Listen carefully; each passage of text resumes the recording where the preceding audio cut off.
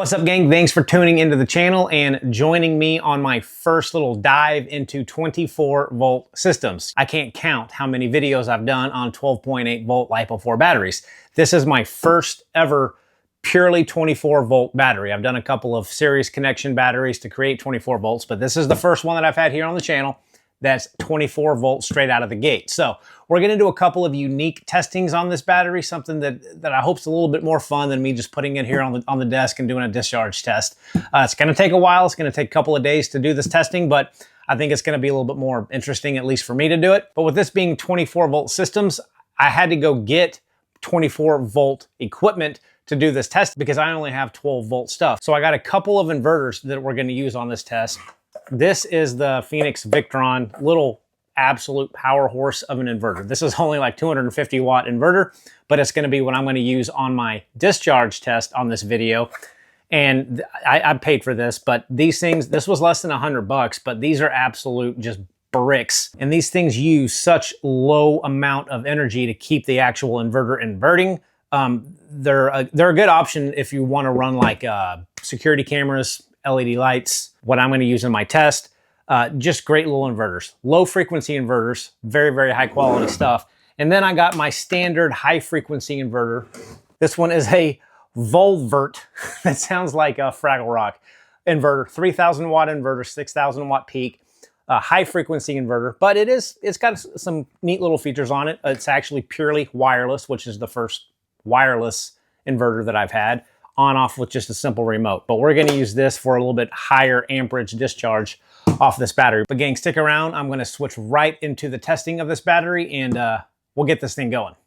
Well, folks, to do something different in terms of capacity testing of these batteries, I wanted to do something a little bit more informative maybe than just me sitting it on a capacity tester and discharging it all the way, because that gets kind of boring. So for this test, I've got the 24 volt WEIZE 100 amp hour battery. I've got the awesome Victron Phonix 24 volt inverter. This is a very small inverter, but it's a low frequency inverter, and this thing is built like a tank. I bought this, and I bought a 12 volt version of this same inverter too. Both were below $100. Now again, they don't run a lot, but these are absolutely just fantastic little power horses. So I recommend getting some of these if you don't have a huge load to run. But I'm gonna test out this big Bodega 75-80 quart cooler. So I've got it plugged in to the side of the cooler, and we're going to plug this cooler in to this watt meter that I have zeroed out.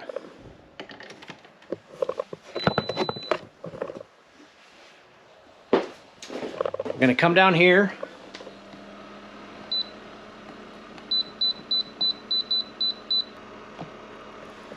and I'm going to keep this cooler set at 34 degrees. Right now it's sitting at 67. So I'm going to let this battery run completely down, and my watt meter is going to tell me how many hours it actually ran and how many kilowatts it pulled. I suspect it's going to take at least a couple of days. So this little test is going to take a while, but I think this is more fun than just sitting it on my desk and doing a high discharge capacity test. I don't know. You guys might like that more, but I think this is more fun. So this is how we're going to do this battery. And just in case any of you folks are wondering how many watts this cooler pulls at startup, well, just a quick update, gang. We are on day 4 of this test. It's going to be hard to see, Thursday, February 29th. I started this on Monday this week, and so far we are at a total of 910 watt hours being pulled out of this battery, running this giant, almost 75 quart cooler. So this is still running at, the cooler showing 34 degrees. I do have a thermometer in there, and yeah, we're pretty close actually. We're at 33 degrees in here. So I'm gonna let this run for a few more days, but likely running a battery like this, a 24 volt 100 amp hour battery, off of a big cooler. Now I have come in here throughout the last few days and opened it up to let some of that cold air out, just like I did now. You could probably get 2 weeks. I'm not going to let this test run for 2 weeks, but we are nowhere near getting the full capacity discharged out of that battery. as of right now, we're 4 days in it. So I'm gonna let this run for a few more days and see where we're at. But you know, something like this, man, if you have a power outage and you have one of these batteries and a very small inverter laying around and you have to keep a few really important food items cold, this is not a bad setup, in my opinion. It's gonna get you through, hopefully, whatever type of power outage you might have. But you know, you can even add solar panels to this. You could, you know, just a single 100-watt panel during the day. That's gonna put back into the battery probably what this cooler takes during the day. So I don't wanna say it's limitless on how long this battery will run that cooler, but you get the idea, guys. We're not even up to 1,000 watt hours yet. And this battery is, being a 24 volt, 100 amp hour battery, the capacity is more than double that. So pretty interesting. I didn't think it would last this long. Now the ambient temperature outside currently is around 55 degrees. So it's cooler in here. That cooler is not having to work quite as hard if it was 100 degrees outside, but still, it's running this for a really long time. And if I had food and other items in that cooler, it would actually be more efficient, because once you start putting things in the cooler, it holds that temperature better. So interesting test. I'll come back here in just a few more days and see where we stand. But overall, I'm pretty impressed with how this is working. Well, gang, we are on day 6 of this test of this WEIZE 24 volt battery. We are still going. You can see here my cooler is still on. We're sitting at 32 degrees. We've got 1,397 watt hours so far being used out of this battery. I don't know how long this is going to go. As you can see, hopefully, it's Saturday, March 2nd. And I started this last Monday. So we're still going. I guess I'm just going to let this keep going. I don't know. But it could probably go for another week. And I have been opening up this cooler and letting this cold air out to make that compressor keep running. I'll come out 2 or 3 times during the day and kind of vent that cold air out to make that compressor run. So in my mind, that battery's doing great. This cooler must be really efficient too, because it is not really pulling a lot of watt hours for this past 5 or 6 days running this. So no solar, no external input charging that battery, and we're on 6 days at 32 degrees in that cooler off of that little battery. Well, it's not little, off of the 100 amp hour WEIZE battery. So I'm pretty shocked that it's lasted this long. I didn't think it would go this far. So I'm just gonna let this thing keep running for a few more days and give you guys an update here in a little bit. Well, hey guys, good morning. It is Monday morning around 7 a.m. And I got a confession to make. I kind of messed up on this test, but I am way too far into it to start over again. But last night I came out and checked, and my watt meter was around 1,850 watt hours that have been pulled out of that battery since we started this test. I went to go look this morning, and the system completely died sometime between last night and this morning. I pulled the watt meter off to check it, and I hit reset on accident, so I can't show you folks exactly how many watt hours I got. This is going to be one of those things where you kind of have to just take my word for it. But last I checked, 1,850 watt hours. So I did a little bit of math. If this Victron inverter pulled a measly 5 watts an hour for 6 days straight, that's 720 watts just that inverter took out of that battery just to keep it running. So 1,850 plus 720 watts is 2,570 watt hours. These 24 volt batteries, they're 100 amp hours, but being 24 volt, they're rated at 2,560 watt hours. So I think we're dead on with the actual capacity running this system with this cooler. So I've got to say, I'm actually pretty impressed that this little setup was able to run this pretty big 80-quart cooler for 6 days. Now, the problem that I have is that I do not have a whole lot of 24-volt equipment for these batteries. This is my first 24-volt system, and this BMS is dead. It is asleep. I cannot jumpstart it. I can't charge it right now because it is sitting at like 1.5 volts because I depleted it so much. So you can get, and I have just ordered a charger that can detect 0 voltage and will begin charging even when that battery is so low. I need something to wake up that BMS. With 12 volts, I've got a ton of 12 volt batteries. You can use another battery to jumpstart a 12 volt battery. You can use one of those little LiPo 4 car jumpers to jumpstart a 12 volt battery. Jumping a 12 volt battery is a lot easier than 24 volt if you don't have a lot of 24 volt stuff laying around. So I can't charge this thing up right now because my charger won't even kick on. It doesn't recognize that I even have it clamped to a battery. So until I can get my charger in here, we're kind of stuck in limbo until I can get this thing charged back up and we can do a actual discharge test to make sure we get the 100 amps pulled out of it. But overall, I think this battery did really well with that inverter. This giant cooler running for 6 days is pretty impressive. And I think 6 days is long enough in the event we have a storm, whatever, you need to keep something cold. I think within 6 days, something's going to change or something's going to get fixed to where you can actually start using home grid power. But that's just my guess. But guys, I got to get this thing charged up. So we will check back in and do a discharge test as soon as I can get my charger in. Well, guys, surprisingly, we are back at it again with this 24-volt battery. I let it sit overnight, and it got back up to around 22.4 volts. So I guess just letting it sit overnight, that BMS kicked itself back on. I'm not sure, but I never had to actually jumpstart this battery, so it made things a little bit easier. So like I said, I'm new to the 24-volt world, so this is my new 24-volt inverter. And so far, you know, this is a high-frequency inverter. It's nothing crazy special, but it was a pretty good price. And I do like the fact that it does have an LCD screen. It's giving me my voltage.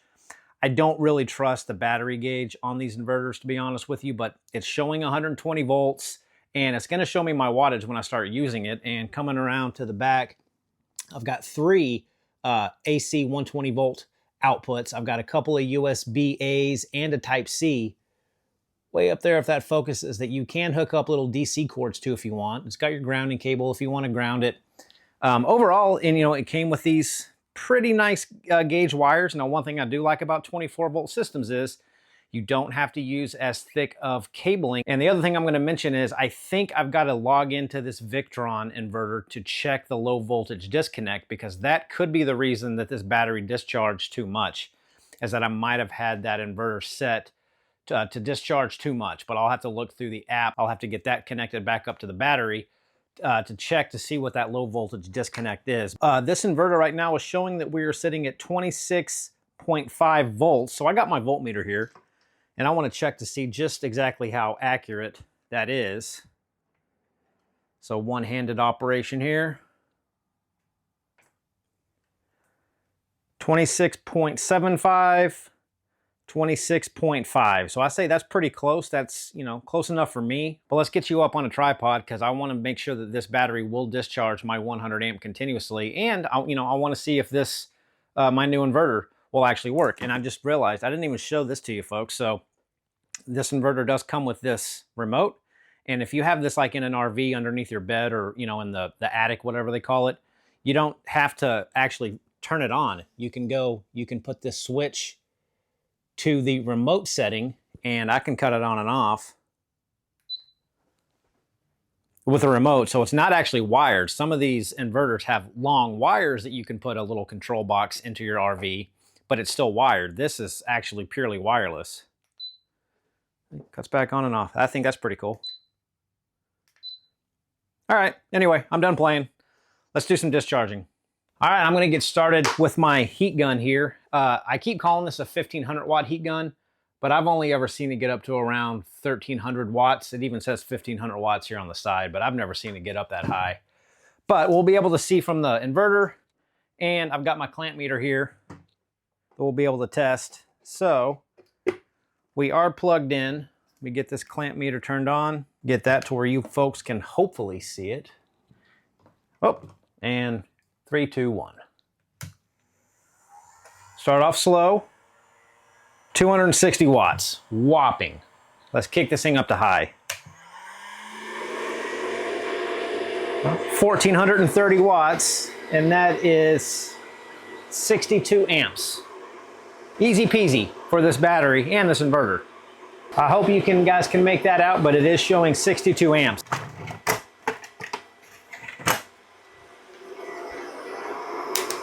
Now I'm a nerd. I want to check something else on this inverter. Want to check the sine wave, and also this is telling me I'm at 118 volts. Let's make sure it's being honest with me. Okay, sweet, 118 volts. It's exactly what this, I know you can't see it, but that's what my inverter's telling me. Now let's check the sine wave on this thing. Yeah, there's a little bit of dirtiness in that. You guys can make that out. I think it would still be enough. I think it's still clean enough to run like a TV. I don't know if I would hook up really super sensitive electronics to this, but I would be comfortable putting a TV on it or something like that. But there is just a little bit of dirt in there. But the voltage is very accurate. A lot of times these are not accurate. So I'm getting 118 volts on my meter, 118 volts on the inverter. So, well, this thing's running fine. Again, 24 volts, it cuts the amps in half. If this was a 12 volt battery, I would be up over 100 amps. That's why I'm kind of starting to want to get more into 24 volt systems, because A, it's cheaper, and B, it's a little bit safer in my opinion, because your cables don't get as hot. You don't have to use as thick of cabling. Everything just seems to work a little better. At least that's what I think. So I'm gonna hook up another heat gun here, see what this does to the system.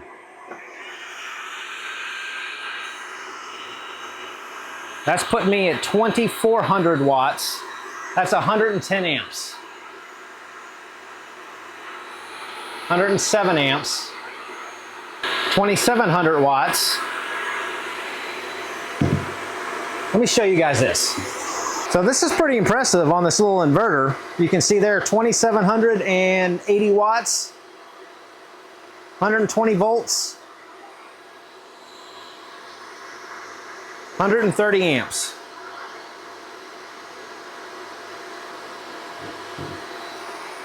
Got 2 heat guns running. Let's check the voltage on the battery.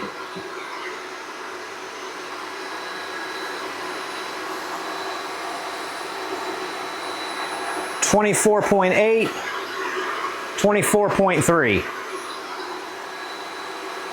Okay.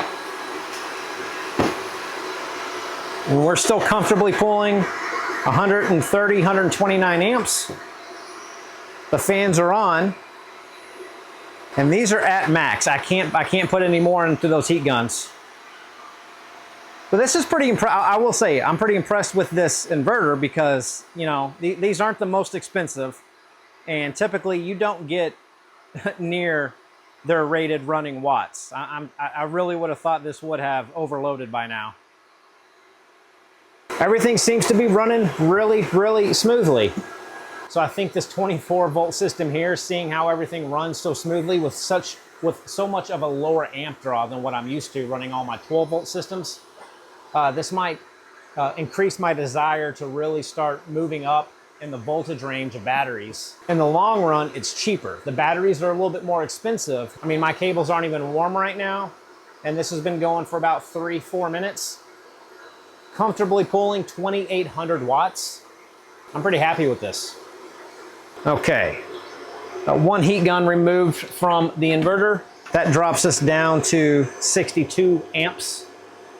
This battery is about the same size as a 200 amp hour 12.8 volt battery. It's 100 amp hours, but you get 2,500-ish watt hours pulled out of it because it's 24 volt. This is around $449. So if you compare this to a decent 12.8 volt 200 amp hour battery, they're around the same price. There are some cheaper 12.8 volt batteries. However, a good one is gonna be in the range of $375 all the way up to $500, or if you go Battleborn, $1,000.